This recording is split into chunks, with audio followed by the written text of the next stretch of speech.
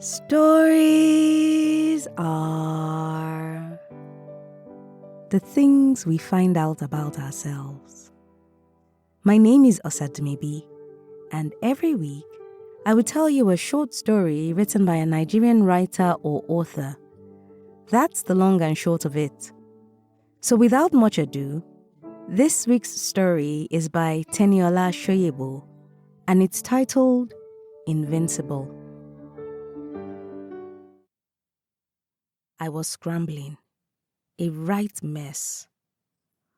Of all the days to be out of sorts, I genuinely wish it wasn't the one day I could not afford to be tardy, incoherent, or flustered. I had a big presentation at the office for a new client we were courting, and I had drawn the short straw to run point on this prospective account. Mambila wasn't registering at the back of my mind as more than a blip. People with powers needed jobs too. The busy streets on the way to the bus stop seemed insignificant to me. I thought for a brief moment of teleporting to the office, but I thought better of it considering I wasn't yet familiar with this newfound ability. I wasn't even yet comfortable using the powers I had already harnessed. So, new powers? Definitely not. I would have to make it to work like I had been doing for the past 3 years. As I edged closer to the line of buses heading to my destination, I began to feel the familiar dread I knew I would never get used to. The randoms I was always bound to encounter once the bus filled up. The smell. It took another 7 minutes for the bus to get full. I spent that time grazing the minds of the other occupants of the bus as each person settled in. Telepathy made me uncomfortable. Another ability I couldn't yet control. So here I was, intruding, with regret but no boundaries. I felt filthy discovering one of the men who sat up front with the driver was fixated on the cleaning lady in his office. He wanted to do terrible things to her, and the images he painted with her in mind were more than violent. I shuddered. The lady beside me gave me a concerned look. She was worried about rent and making the last payment for a new wig. Her boss had also harassed her the day before, a man she truly detested. The boss had begun to weave through traffic at an inconsistent pace. The man at the wheel exhibiting every typical Lagos driver trait imagined, and then some. He had just duked it out with a Toyota sedan for a faster flowing lane as Kata Bridge came into sight. I was occupied with the presentation notes I had made on my phone as we ascended the bridge. I looked up from my phone and glanced around for a bit, and I spotted a trailer in front of us, pulling a 40-foot container which looked unsteady.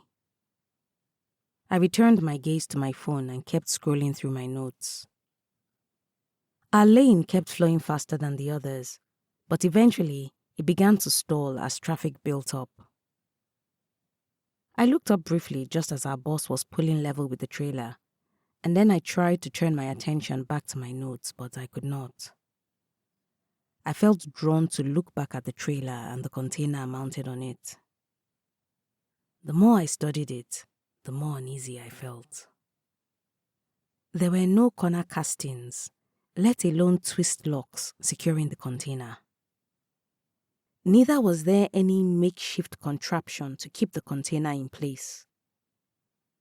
The container also seemed off-center, no doubt a testament to the trailer's encounter with the craters we call potholes in Lagos. The more I looked at this trailer, the more I wished I was a casual bystander instead of being a passenger on the bus. The truck's lane began to move, and for a split second, I caught a glimpse of the driver's nonchalant, heavy-set face as he briefly glanced at our boss before accelerating. 1 minute, I was beginning to muse about the nonchalance on the trailer driver's face, and the next, an unusual dark cloud enveloped the bus. there was a millisecond of deathly stillness, followed by loud crumpling noises and blood-chilling screams. As my mind came to, I realized I had instinctively raised my right arm over my head. This had caused the crumpling metal to form a cove slightly wider than my arm. I may not be comfortable using my powers, but in this moment, I am sure as heck glad I possess them. I have never wished to be in one, but this felt very much like being in a trash compactor. God, the smell was worse than ever. There was debris of the metal and humankind everywhere.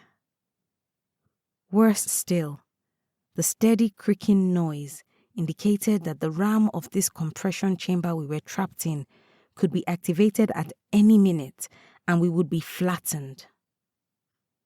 I heard groans and fading moans of pain while I sat still with my hands still up, thinking about the presentation at work as I caught sight of what used to be my phone.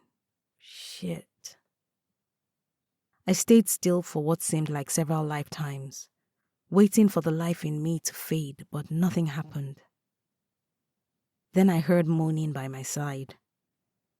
The lady who'd been sitting beside me was now squashed up against me, as if the area beneath my hands and around my body was the only safe space. It probably was. The minds I was intruding on earlier were silent except for the lady beside me. My raised hand was hurting like hell, but I was too scared to lower it. For all I knew, it was the only thing preventing this metal cave from collapsing and snuffing out the only surviving lives. I needed to snap out of this daze and get us out of here. I looked down at the lady beside me. She was hurt. A deep gash in her knee, and I would imagine some broken bones. She was breathing heavily and moaning softly in pain. Her mind screamed fear, and her life flashed before her eyes. And mine, for fuck's sake, I could really do without my mind intruding hers right now. I was constricted, but with a bit of wriggling, I got my free hand under the lady's armpit and made to force my way out by pushing upwards. She screamed and I slumped back in place. Her moans were getting louder, and I noticed that the blood flowing from her knee had increased slightly. It was then I saw that the debris which had caused the gash was still lodged in her knee. I dared not remove it. I could not afford to have her death on my conscience if she bled out. My babbles of assurance were no longer keeping her calm. I was just thankful that her life, which was flashing on repeat in her mind, kept stopping just before she boarded the bus this morning. It meant she wasn't registering my presence or my miserable attempts at rescuing us. And hopefully, she won't register my final attempt, which I hoped to God would succeed. Still holding on to her, I leaned back onto what remained of the fabricated bus seat behind me. I pictured a point on the side of Carter Bridge which I had noticed just before the dark cloud descended. I needed to focus. I needed to focus on that point. I needed to clear my mind of the smell. I needed to clear my mind of the metal and human debris around me and of the creaking metal. I needed to clear my mind of fear and of the blasted presentation at work. I needed to focus on the spot outside of this death trap. The spot on the side of the bridge. Shit. Focus, damn it! And then it happened. As the lady's moans began to increase in pitch and tempo, we were on the side of the road. I opened my eyes and the light was a welcome relief. We appeared as we had been on the bus, sitting, with the lady pressed up against me. Her knee did not look good, but at least the debris was still in place, stemming the blood flow. Still holding on to her, I wriggled to a kneeling position. Luckily, the point on the bridge I'd focused on wasn't too far from the accident. The growing crowd around our crushed bus was only a few meters ahead. Without thinking, I started to scream. Help! Help her, please! Help! The lady started coming to, and she let out a loud wail. And as people approached us, she began to pull away from me. The first man who got to us held her as she began to flail her arms. I let go as the second and third person surrounded her. The woman began to sob. Jesus, what happened? Hey, Jesus, where am I? Oh, Jesus, Jesus, the bus. I was on the bus. Yeah, Muku, Jesus, am I alive? Oh, Jesus. With all attention focused on the woman, I backed out of the circle and slinked away. I had walked a fair few meters from the scene before I stopped and closed my eyes. For the first time, I assessed my condition. A few bruises, aches and pains, especially from my arm which had been raised in the bus, but nothing suggesting grave physical injuries. All I could do was imagine my small living room at home. Within seconds, the familiarity of my own flat surrounded me, and I immediately slumped into my sofa. There was light, and the ceiling fan I'd left on the night before whirred. I may not have sustained physical injuries, but there was still the mental and emotional quagmire to deal with. One question kept ringing in my head. What the hell am I?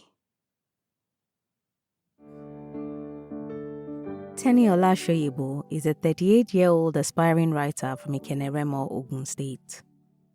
He was raised in Lagos on 90s afternoon kiddies cartoons, Marvel and DC comics, and many Robert Ludlum novels. With a degree in geology and work experience which spans entertainment, marketing, and entrepreneurship, he resides in Abuja but divides his time between the FCT and Lagos. An avid sci-fi fan, he hopes to one day write a thrilling and well-received novel of his own. You can follow him on Twitter at Griffin Streaks and find more of his work on Medium at Teniola and on Substack at Are You Reading This? Details and links will be in the episode description. If you've got a story you would like to be featured on this podcast, or a published book you want to make into an audiobook, send an email to info@osadumebi.com or send me a message at Osadumebi on either Facebook, Instagram, LinkedIn, or Twitter. I look forward to collaborating with you. And if you've enjoyed this week's episode, please subscribe, leave a review, and tell a friend that stories are a good escape for a few minutes each week.